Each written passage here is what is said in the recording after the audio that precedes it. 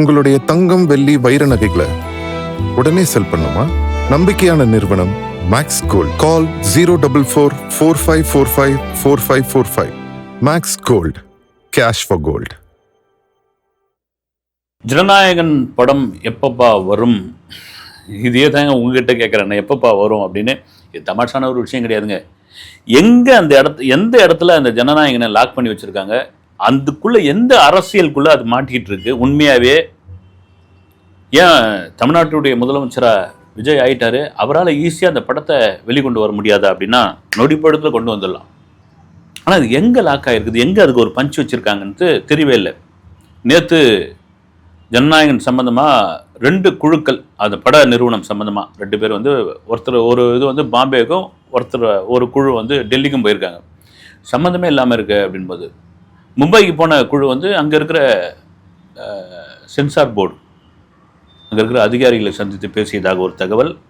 டெல்லிக்கு போனவர்கள் அங்கு உள்ள சில பெரிய தலைகள், ஒன்றிய அரசு சம்மந்தப்பட்ட ஒரு பெரிய தலைகளை சந்தித்துள்ளார்கள்.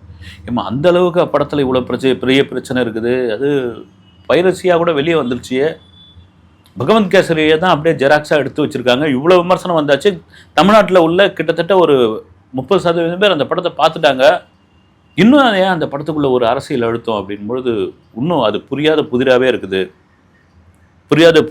ஏன்னா 22ஆம் தேதி சிஎம் விஜயோட பிறந்தநாள், இந்த நாளைக்கு மறுநாள் வர வேண்டிய படம் ரைட்டு இல்லைன்ட்டாங்க. 26ஆம் தேதி இந்த மாதம் ரிலீஸ் ஆக போகுதுங்க அப்படின்னு ஒரு தரப்பு. சும்மா எல்லாமே விகுதான். 26க்கு வாய்ப்பு இல்லை ராஜா, ஒரு தேட்டருக்காக கிட்ட இல்லை. ஜூலை 3ன்னாங்க, 3 கன்ஃபார்ம் இல்லைங்க அப்படின்னு. என்னதான் அப்படின்னு, எப்போ வந்தாலும் ரைட்டுங்க, இந்த படத்தை நாங்கள் பார்ப்போங்க அப்படின்னு யார் சொல்கிறாங்க? விஜயோடைய ரசிகர்கள் தான். எங்கள் ஜனவரி 9ஆம் தேதி ரிலீஸ் ஆக வேண்டிய ஒரு படம் ஜூன் முடிஞ்சு ஜூலையே வரப்போகுதுன்னா அந்த படத்து மேலே எந்த பிரச்சனையும் இல்லைங்க. அந்த படத்தில் நடித்தவருக்கு என்ன பிரச்சனையை கொடுக்க வராங்கன்னு தெரியல. அவரை சிஎம் ஆகிட்டாரு, திரும்ப சொல்கிறத அவர் மக்கள் தேர்ந்தெடுத்துட்டாங்க. இன்னும் என்னையா இருக்குது? அது அப்படி ஒன்றும் கான்ட்ரவர்சியான படமே இல்லையே. பார்த்தவங்க சில பேர்லாம் சொல்லியிருந்தாங்க, நான் ஒன்றும் பார்க்கல, நான் பெரிய பிக் ஸ்க்ரீனில் பார்க்கணும் தான் ஆசை வருது.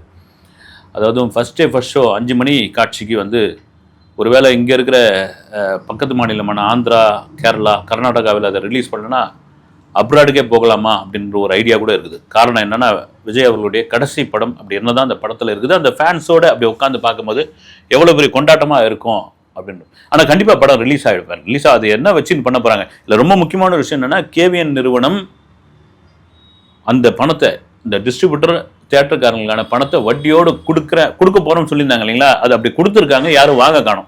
நமக்கு கிடைச்ச தகவல் கிட்டத்தட்ட 72 கோடி ரூபாய் நீங்கள் வேணாங்க, எங்கள் மேலே நம்பிக்கை வச்சு எங்கள் கஷ்டத்தை புரிஞ்சு இதை திருப்பி கொடுக்குறேன்றீங்க. உங்கள் பணம் ஏங்க எங்கிட்ட, அது வட்டியோட சேர்த்து.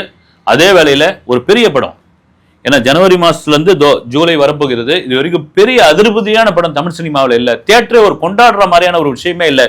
உண்மையிலே தியேட்டரே ஒரு கொண்டாட்டமே இல்லை. பார்த்தீங்களா? அதுவும் விஜய் அரசியலுக்குள்ளே வந்த பிறகு, விஜய் சிஎம் ஆன பிறகு தமிழ் சினிமாவே ஒரு மாதிரி டல் ஆகிடுச்சுங்க. அந்த பக்கம் அஜித் கார் ஓட்டிகிட்டு இருக்காரு, மற்றபடி ரஜினி ஜெயிலர் 2ல் நடிச்சிருக்காரு, அது தீபாவளிக்கு தான் ரிலீஸ் ஆகுன்றாங்க. மற்றபடி இருக்கிற ஹீரோக்களுடைய படங்கள்லாம் கேரண்டி கிடையாது. வரட்டும் பார்த்துக்கலாம், ஓடனா ஓட்டம், ஓடலன்னா போட்டோம் அப்படின்னு. இது கேரண்டியை தாண்டி ஒரு கொண்டாட்டம்னுவாங்கல்ல, அது விஜய், அஜித், ரஜினி படங்களுக்கு தான். அது விஜய் படங்களுக்கு சொல்லவே தேவையில்லை. அதனால் பணத்தை நீங்களே வச்சுக்கோங்க, படம் எப்போ வருதோ அப்போ நாங்கள் தேட்டரில் போட்டுக்கிறோம், வரட்டும் அப்படின்னு. எனக்கு தெரிஞ்சு ஜூலை 2nd வீக்கில் 3rd வீக்கில் கண்டிப்பாக அதை ரிலீஸ் பண்ணி தான் ஆவாங்க. வேறு வழியில் பிரச்சனையை ஷார்ட் அவுட் பண்ணிடுவாங்க. இது ஒரு பக்கம் போயிட்டு இருக்கும்பொழுது பீஸ்ட்னு ஒரு படம் ஞாபகம் இருக்குது அவங்களுக்கு. அது மேலே 2 விதமான விமர்சனங்களாக இருந்தது. குறிப்பாக விஜய்க்கு ஆகாதவர்களாக அது ஒரு தோல்வி படம், அது ஓடவே இல்லை சாமி. அதை சன் டிவி என்ன பண்ணாங்க, பயங்கரமாக போட்டு ப்ரொமோட் பண்ணி அந்த படத்தை பெரிய ஹைப் கொடுத்து அது ஒரு பெரிய படமாக மாற்றினாங்க. அது ஒரு இடத்த செட்டுக்குள்ளே எடுத்த படம் சார். அதெல்லாம் ஒன்றுமே இல்லைப்பா. அதில் நெல்சன்லாம் ஒரு டைரக்டரே கிடையாது அப்படின்லாம் சொல்லியிருந்தாங்க. அந்த பீஸ்ட் படத்துக்கு எதிராகனா ரைட், அதுக்கு போட்டியாக KGF 2 படத்தை இறக்கியிருந்தாங்க. தயாரிப்பாளர் SR பிரபு, அவர் தான் தமிழ்நாட்டு உரிமை வாங்கியிருந்தாங்க. நிறைய பேர்லாம் கூட சொன்னாங்க, ஏங்க பீஸ்ட்டுக்கு எதிராக KGF 2 தாங்கணும் இல்லை பாருங்க அப்படின்னு. அவர் தான் பிகிலுக்கு எதிராக கூட ஒரு சூரிய படத்தை, கைதின்னு நினைக்கிறேன், இப்படிலாம் பரீட்சாத்து முறையில் இதெல்லாம், அதுவும் விஜய் கண்டா என்னன்னு கொஞ்சம் ஆகாதுன்னு நினைக்கிறேன் அவருக்கு. அந்த சமயத்தில் அப்படிலாம் விமர்சனம் இருந்தது. பட் KGF 2 நல்லா போச்சு, பீஸ்டும் நல்ல கலெக்ஷன் கொடுத்தது. ஏன்னா ரஜினிகாந்தே ஜெயிலர் 2 ஆடியோ லான்ச்சில் சொல்லியிருப்பாரு, அந்த படம் சரியாக ஓடலைங்க, ஏன் அந்த டைரக்டர் வச்சு படம் பண்ணுறீங்க அப்படின்லாம் சொன்னாங்க. நான் தியேட்டருக்காரங்களை அடிச்சு ஃபோன் பண்ணி கேட்டேன், படம் சூப்பர் ஹிட்டுங்க, படம் நல்ல கலெக்ஷனு, அதெல்லாம் ஒன்றும் இல்லைங்கன்னு இவரே டைரக்டராக இருக்கட்டும் அப்படின்றாங்க. அதில் முக்கியமான விஷயம் அரபி குத்துன்ற ஒரு சாங் இருக்கு இல்லைங்களா, அந்த பாட்டை 800 மில்லியன் பேர் பார்த்துருக்காங்க. 800 மில்லியன் 800 மில்லியன் பேர் அந்த பாட்டை பார்த்துருக்காங்க. அந்த பாட்டு எழுதினவர் வந்து சிவகார்த்திகேயன். அரபி குத்து எங்கே போனாலும் அந்த பாட்டு தாங்க அந்த படத்துக்கு மிகப்பெரிய ப்ரொமோஷனாக இருந்தது. ஆக்சுவலாக சிவகார்த்திகேயன் எழுதின அந்த பாட்டுக்கான சம்பளம் இருக்கு இல்லையா, அதை கொண்டு போய் அப்படியே மறைந்த கவிஞரும் பாடலாசிரியருமான நா. முத்துக்குமாருடைய குடும்பத்திற்கு கொடுத்துட்டார். அவர் எந்த திரைப்படத்துக்கு பாட்டு எழுதினாலும் அதற்கான சன்மானம், அந்த சம்பளத்தை அவங்க ஃபேமிலிக்கு, அதுக்காக வந்து நிறைய பாட்டு எழுதுங்க எஸ்கே அப்படின்ற அளவுக்கு நிறைய பேர் கேட்டிருந்தாங்க. கண்டிப்பாக ஒரு கவிஞருக்கு உதவி பண்ணுறது ஆகச்சிறந்த ஒரு விஷயம், அதுக்கு ஒரு பெரிய மனசு வேணும். அது அப்படியேப்பட்ட அந்த பாடல் அரபி குத்து வந்து 800 மில்லியன் பேர். ஆனால் தமிழ் சினிமாவில் ஹையஸ்ட் ரேஞ்சில் யூடியூப்பில் இருக்கிறது வந்து ரவுடி பேபி 1745 மில்லியன் பேர் பார்த்துருக்காங்க. அதை பிரேக் பண்ணவே முடியாது. அப்படி ரவுடி பேபி வேற லெவலில் அது கலக்கி இருந்தது. இன்னொரு பக்கம் சமந்தா பயங்கரமான ப்ரொமோஷன் பண்ணிட்டு இருக்காங்க. எங்கள் தங்கம், தமிழில் வரப்போகிற எங்கள் தங்கம், எம்ஜிஆர் நடிச்சதாச்சு அப்படின்னா இது தெலுங்கு டப்பிங் படம்.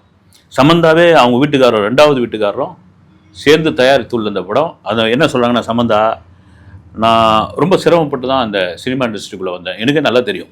அசோக் நகரில் இருக்கிற ஆஸ்கார் ஃபிலிம்ஸ் ஆஃபீஸில் ஒரு கதாநாயகி, அவங்க கதாநாயகின்னு தெரியும், உட்காந்துட்டு இருப்பாங்க.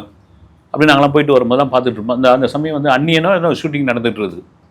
அப்படி போயிட்டு வந்து ஏதோ ஒரு நடிகை சான்ஸ் கேட்டு வந்திருக்காங்க பொழுது, நல்லா தான் இருக்காங்க அப்படின்னு அப்படி உட்காந்துட்டு இருப்பாங்க. அதுக்கப்புறம் தான் மாஸ்கோவின் காவேரி அப்படின்ற ஒரு படத்தில் ஆஸ்கார் ஃபிலிம்ஸில் அறிமுகமான ரவிவர்மா டைரக்ஷன் அந்த படம். இதுக்கு முன்னாடி என்னென்னா மெட்ராஸ் டாக்கீஸ் படத்தில் ஒரு டெஸ்ட் லுக்லாம் எடுத்து கொஞ்சம் படமே ஷூட் பண்ணிட்டாங்க. ஒரு 5 சீன் வச்சுங்களேன், 5 சீன் ஷூட் பண்ணிவிட்டு, இல்லை இந்த பொண்ணோட ஸ்கின் ஒரு மாதிரி இருக்குது, அதனால் வேணான்னு சொல்லிட்டாங்க. அது சம்மந்தாவுக்கு பெரிய இதுவாக, ஏன்னா ஊர்லாம் போய் சொல்லியாச்சு, வந்து மெட்ராஸ் டாக்கீஸில் நடிக்கிறேன், மணிரத்னம் சார் படத்தில் நடிக்கிறேன், எனக்கு எப்படியாப்பட்ட கேரக்டர் தெரியுமா அப்படின்னு சொல்லி கிடையாதுன்னு ஒன்று பயங்கர வெக்ஸ் ஆகி போய் உட்காந்து அழ ஆரம்பிச்சுட்டு, ஒரு மாடலிங்லேருந்து ஒரு சாதாரணமாக ஒரு சென்னை பல்லாவரத்தை சேர்ந்த ஒரு பெண் வந்து ஸ்ரீநகரில் இருக்கிற ஹோலி ஏஞ்சல் பள்ளிக்கூடத்தில் படித்த ஒரு பெண், ஒரு மிடில் கிளாஸ் வந்து ஒரு கிறிஸ்டின் ஃபேமிலி, பெரிய பின்புலம் கிடையாது, வந்து சும்மா மாடல், அப்புறம் வந்து இந்த வரவேற்புக்கெல்லாம் நிற்பாங்க இல்லைங்களா பெண்கள், அது மாதிரி கொஞ்சம் படிப்படியாக வந்து இந்த மாஸ்கோவின் காவிரி கூட பெரிய எதிர்பார்த்து அந்த படம் ஃபெயிலியர் வந்து, அப்புறம் பெரிய போராட்டம். உங்களுக்கு ஒரு படம் ஃபெயிலியர் ஆகிட்டா அந்த கதாநாயகி வந்து ராசி இல்லாத நாயகின்னு சொல்லுவாங்க. அப்படி தமிழில் ராசி இல்லாத நாயகியாகி தெலுங்கில் போய் மிகப்பெரிய ராசியான நாயகியாக மாறி, அதை தான் சம்பந்தா சொல்கிறாங்க, அடுத்தடுத்து 5 படம் இந்த இட்டு. அப்போ இந்த ப்ரொடியூசர் டைரக்டராக எனக்கு வச்ச பேர் என்னன்னா அதிர்ஷ்டக்காரி அப்படின்னாங்க. அப்போ என்ன போயிடுச்சு, எனக்கு வெற்றியை நோக்கி, அதாவது எந்த படம் வெற்றி பெறுமோ அதை நோக்கி தான் ஓட ஆரம்பித்தேன். நான் வந்து கண்டென்ட்டை பற்றிலாம் கவலைப்படுறதே கிடையாது. நல்ல கதையை தேர்ந்தெடுக்கணும், நல்ல கதாபாத்திரத்தை தேர்ந்தெடுக்கணும், அதெல்லாம் கிடையாது. இந்த படம் நம்ம நடித்தோம்னா இது சூப்பர் டூப்பர் ஹிட்டு. இப்படியா ஓடி ஓடி ஓடி ஓடி ஒரு கட்டத்துக்கு அப்புறம் எனக்கு வந்து ஒரு கேப் விழுந்தது. எனக்கு ஒரு திருமணம் நடந்தது, அது ஒரு கசப்பான அனுபவம். ஒரு விவாகரத்து நடந்தது, நான் உடஞ்சி போயிட்டேன். அப்புறமா எனக்கு தசை அழற்சி நோய் வந்தது. உண்மையில் கொடுமையான ஒரு விஷயங்க. அதுலேருந்து என்னால் மீளவே முடியாது. இந்த பொண்ணுடைய கதை முடிஞ்சு போச்சு, இதனுடைய சினிமா கேரியர் காலி, இதனுடைய பர்சனல் வாழ்க்கையும் காலி, சினிமா கேரியரும் காலி அப்படின்னு எல்லாரும் வந்து என்னை சபிச்ச போது நானா எழுந்து நின்னேன். நானா என் சொந்த காலில் நின்னேன். பார்த்துடலாம் ஒரு கை, உயிரா வெற்றியா, ரெண்டுத்துல ஏதோ ஒன்று பார்த்துடலாம் அப்படின்னு ஒரு மிகச்சிறந்த தன்னம்பிக்கையான ஒரு விஷயங்க அது. அப்படின்னு நான் என் சொந்த காலில் எழுந்து நின்று நானா அந்த அந்த அந்த நோயை வழுகியை தாங்கிக்கிட்டு கடுமையான உடற்பயிற்சி செய்து மறுபடியும் நான் வந்த பிறகுதான் நல்ல நல்ல கேரக்டர், நல்ல கதைகள் இதை தேர்ந்தெடுக்க முடிவு பண்ணேன். உங்கள் வெற்றி ஒரு முக்கியம் கிடையாது, சம்பாதிச்சது போதும். அப்போதான் எனக்கு வந்து என் கணவர் வந்து கிடைச்சாரு. அவர் என்னை ரொம்ப புரிஞ்சுக்கிட்ட ஒருத்தர். அவர் தான் அந்த கதையை தேர்ந்தெடுத்தாரு. நீ சமந்தா நடிச்சா ஆகணுன்றாரு. ஆகச்சிறந்த ஒரு படம் அப்படின்னு படம் ரிலீஸ்க்கு முன்னாடி இவ்வளோ தூரம் எல்லாரும் சொல்லுவாங்க. படத்து மேலே அவ்வளோ எதிர்பார்ப்பு தெலுங்குல உண்டாகிருக்குது, தமிழ்லையும் அப்படி தான் சொல்கிறாங்க. வந்து நீங்கள் பாருங்க அப்படின்னு. இவ்வளோ போராட்டத்துக்கு பிறகு நான் வந்திருக்கிறேன் நான் அப்படின்னு. உண்மையாகவே இன்னைக்கு சினிமாவில் வந்து ஒரு என்ன சொல்கிறது, ஒரு பின்புலம் இருக்கிறவங்களால வந்து சாதிக்கிறதே பெரிய விஷயம். ஒரு சாதாரணமாக இருந்து வந்து ஏன்னா சமந்தா சென்னைக்கு வந்தால் அப்படி திரும்பி ஏர்போர்ட் போகிறதுக்கு முன்னாடி பல்லாவரத்தில் இருக்கிற அவங்க பாட்டி அம்மாவையும் பார்த்துட்டு அதுக்கப்புறம் ஏர்போர்ட் போவாங்க. இது சொல்கிறதுக்கான காரணம் என்ன, ஒரு கான்ஃபிடென்ட், தன்னம்பிக்கை. பெண்கள் நீங்கள் வந்து எதுக்கும் சுதந்திரக்கூடாது, எதுக்காக நீங்கள் முடங்கிடக்கூடாது, வாங்க ஒரு கை பார்த்துடலாம், வாழ்க்கை இவ்வளோ தானே, அது ஆண்களுக்கும் பொருந்தும், என்னையா வந்து பெருசாக வந்து தூக்கி அடித்து தூள் கலப்பிடலாம் அப்படின்னு. அப்படி ஒரு அடித்து தூள் கலப்புற படமாக இந்த எங்கள் தங்கம் இருக்கும் அப்படின்னு உண்மையிலே புரட்சி தலைவருடைய நடித்து வந்த அந்த படத்தினுடைய பேரே வந்து சமுதாயத்துக்கு உண்மையே ஒரு புரட்சி தலைவின்ற மாதிரியான ஒரு வெற்றியை கொடுக்கட்டும், வாழ்த்துக்கள். ஏன்னா சிரமப்பட்டு வந்த அவங்களெல்லாம் வாழ்த்தணும் நம்ம வந்து. இது ஒரு பக்கம் இருக்கு. வந்து பெத்தி படம் இங்கே தமிழ்லாம் வந்து நிறைய ட்ரோல் பண்ணாங்க, காமெடி பண்ணாங்க. என்னையா ஒரு ஹீரோ வந்து வாயில் பீடியை வச்சுக்கிட்டு கிரிக்கெட் வச்சு விளையாடிக்கிட்டு இருக்காரு, பந்தெல்லாம் தாறுமாறாக அடிக்கிறாரு, வாயில் இருக்கிற பீடி கூட கொஞ்சம் கூட வெளியே எடுக்கவே மாட்டேன்றாருன்னு மாதிரி விமர்சனம் இருந்தது. ஆனால் ஆந்திராக்காரங்க கொண்டாடிட்டாங்க, தெலுங்கு ரசிகர். அது அப்படி ராம் சரண் மேலே உள்ள ஒரு விஷயம் வந்து கொண்டாடிட்டாங்க. இந்த படம் என்ன ஆயிடுச்சுன்னா இப்போ வந்து தியேட்டருக்காரங்களுக்கும் தயாரிப்பாளருக்கும் ஒரு பஞ்சாயத்து ஆகிப்போச்சு. என்னென்னா பொதுவாக படத்தை வந்து பர்சன்டேஜில் தான் வாங்குவாங்க. வந்து இந்த 60-40, அதாவது 60 டிஸ்ட்ரிபியூட்டர்களுக்கும் அது ப்ரொடியூசருக்கும் 40 வந்து தியேட்டருக்காரங்களும், இல்லைன்னா 50-50, இல்லது 30-70, அது அவங்களுக்கு அந்த படத்துக்கு தகுந்த மாதிரி. இது என்னன்னா வாடகையில் வாங்கியிருக்காங்க, ரெண்ட்டு கொடுத்து. அது அந்த பிஸ்னஸ் எப்படின்ட்டு தெரியல, அங்கே ஆந்திராவில் ரெண்ட்டு கொடுத்து வாங்கியிருக்காங்க. அதோடு சேர்த்து இந்த படம் நல்லா ஓடிச்சுன்னா உங்களுக்கு 8% லாபத்தில் பங்கு தரோம் அப்படின்னு அந்த ப்ரொடியூசர் சொன்னதாக ஒரு தகவல். வாய்மொழியாக எந்த அக்ரிமெண்ட்டும் போடல.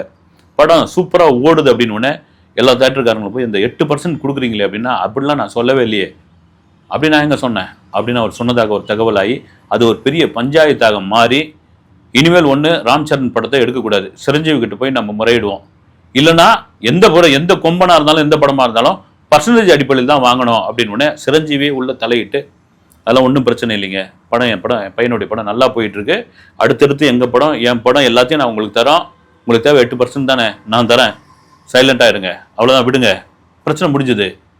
இங்கே ரஜினி கூட தான் பண்ணுவார். வந்து அவர் படம் ஓடல அப்படின்னு அவர் வீட்டு முன்னாடி இல்லை ராகவேந்திர கல்யாணம் முன்னாடிலாம் போயிட்டு அப்போலாம் வந்து என்னங்க படம் ஓடவே இல்லை, எங்கள் காசை திருப்பி கொடுங்கன்னு கொடுத்துருங்க அப்படின்னு கொடுத்துருக்காரு. வந்து அது மாதிரி சிரஞ்சீவி ஓகே பண்ணிட்டார். ரஜினின்னு சொன்னோடனே தான் வந்தது நயனார் நாகேந்திரன் அவர்கள், பாஜகவை சேர்ந்த நயனார் நாகேந்திரன் அவர்கள் திடீர்னு ரஜினியை போய் பார்த்தாரு அவருடைய சகாக்களுடன். என்னடா அது ரஜினியை போய் பார்த்துருக்காரு, அப்புறம் கையில் ஏதோ ஒன்று கொடுக்குறாரு. ஏற்கனவே ரஜினி மேலே வந்து அவர் பாஜகவுடைய ஆள், ஆர்எஸ்எஸ் உடைய இன்னொரு வடிவம், அவர் தான் வந்து அண்ணாமலையை வந்து களத்தில் இறக்கியிருக்காரு, அதனுடைய பாஜக அதனுடைய பின்னணியில் இருக்குது, ரஜினி முடிவு பண்ணுறது தான் தமிழக பாஜகவில் எல்லாமே நடக்கும், இப்படிலாம் பேச்சாக இருக்குது. வந்து ஏறக்குறைய ஒரு அமித்ஷாவுக்கு ரொம்ப வேண்டப்பட்ட ஒரு மாதிரியான ஒரு விஷயங்கள்லாம் பேசியிருந்தாங்க. போதா குறைக்கு இவர் போய் பார்த்த உடனே ஓகே ரைட்டு, அதுவும் 45 நிமிஷம் ஒரு பேசிகிட்டு இருந்துக்கிறாங்க. 3/4 மணி நேரம் என்ன பேசியிருந்துருப்பாங்க, என்ன இதுவாக இருக்கும். ஆளாளுக்கு ஒவ்வொரு விஷயம் வெளியே வந்து இவங்களா மீடியாக்கள்லாம் பேச ஆரம்பித்தாங்க. இதுவாக இருக்குமா, அண்ணாமலை நல்லா வளர்த்து விடுங்கன்னு சொல்லியிருப்பாரா, இல்லது வந்து வர நாடாளுமன்ற தேர்தலில் நீங்கள் பாஜக சார்பில் நீங்கள் நில்லுங்க, ஒரு கை பார்த்துடலாம் அப்படின்னு இருப்பாரோ, இல்லை லதா மேடம் ஒரு இயக்கம் ஆரம்பிச்சிருக்காங்களா, அதை கட்சியாக மாற்றி வர நாடாளுமன்ற தேர்தலில் இல்லை உள்ளாட்சி தேர்தலில் நம்ம கூட்டணி வச்சுக்கலாமா அப்படின்னு சொல்லியிருப்பாங்களா, இல்லை விஜயோடைய கவர்மெண்ட் எப்படி நடந்துகிட்டு இருக்கு, இது என்னங்க வந்து இதுக்கு எதிராக ஒரு குரல் கொடுக்கலாமா, ஒரு அறிக்கை கொடுக்கலாமா, இதெல்லாம் வெறும் யூகம் தான். இதை தான் நயனார் நாகேந்திரன் நெல்லைக்கு வந்திருக்காரு, திருநெல்வேலிக்கு வந்திருக்காரு. அங்கே இருக்கிற மீடியாக்கெல்லாம் கேட்டிருக்காங்க, எப்பா மோடி அவர்களுடைய சாதனை புத்தகம் ஒன்று, அந்த புத்தகத்தை கொண்டு போய் அவர்கிட்ட கொடுக்க போயிருந்தோன்னா வாங்கிட்டாரு. வாங்கிட்டு அப்படி கொஞ்சம் படித்து பார்த்து உட்காருங்கன்னு சொல்லி ஒரு 45 நிமிஷம் எங்களுக்கு வந்து பேசிக்கிட்டு இருந்தோம். அது உண்மைதான், ஆனால் ஒரு துளி கூட நாங்கள் அரசியல் பேசவில்லை அப்படின்றாரு. இது நம்புற மாதிரி இருக்குதா அப்படின்னா, நீங்கள் நம்பி தான் அவனை, நான் தானே சொல்கிறேன், நான் ரெக்கார்ட் பண்ணி வர முடியும் அப்படின்னு. ஒரு துளி கூட நாங்கள் அரசியல் பேசலை. அதுவும் குறிப்பாக அண்ணாமலை அரசியல்லாம் நாங்கள் தொடவே இல்லை. நாங்கள் பேசலாம் வெவ்வேறு விஷயங்கள் பேசணும், சமூகம் சார்ந்து மோடியோடைய வெற்றி, மோடியோடைய அரசியல், அப்புறம் நாட்டுடைய வளர்ச்சி, இப்படி தான் பேசிகிட்டு இருந்த மாதிரி இதில் எங்கேயுமே கிடையாது. குறிப்பாக பாஜக ஆர்எஸ்எஸ் இதை பற்றியும் பேசலை. உங்கள் வியூகத்துக்கு நாங்களாம் எல்லாம் ஒன்றும் பண்ண முடியாது, உங்கள் விருப்பம் சாமின்னு அவர் கிளம்பி போயிட்டார். ஆனாலும் இன்னும் என்ன பேசியிருப்பாங்க, இதை தான் ஏன் பேசியிருப்பாங்க, இவர் மறைச்சி சொல்கிறாரு, இவர் எப்படி ஓப்பனாக சொல்லுவார், அந்த மாதிரியான ஒரு விஷயம் போய்கிட்டு இருக்கு. வந்து இதுக்கிடையில் ஒரு முக்கிய அரசியல் தலைவருடைய மகள் நடிக்க வந்திருக்காங்க. அவங்கக்கிட்ட ஒரு படம் இந்த வாரம் அடுத்த வாரம் ரிலீஸ் ஆக போகுது. அவங்ககிட்ட பத்திரிகையாளர் சந்திப்பில் கேட்குறாங்க, வந்து உங்களுக்கு எக்ஸ் துணை முதல்வர் உதயநிதி ஸ்டாலினுடைய படம் பிடிக்குமா, இல்லை கரண்ட் முதல்வர் சிஎம் விஜய் அவர்களுடைய படம் பிடிக்குமா அப்படின்னு கொஞ்ச நேரம் ஜெர்க் ஆகிட்டாங்க அந்த நடிகை வந்து. அப்படி நடிகை இதுவாகிட்டு எனக்கு வந்து சூர்யா சார் படம் பிடிக்கும் அப்படின்னு அது கிண்டலாக சொன்னாங்களா சீரியஸாக சொன்னாங்களா தெரியல, பத்திரிகையாளர்லாம் சிரிக்க ஆரம்பிச்சிட்டாங்க.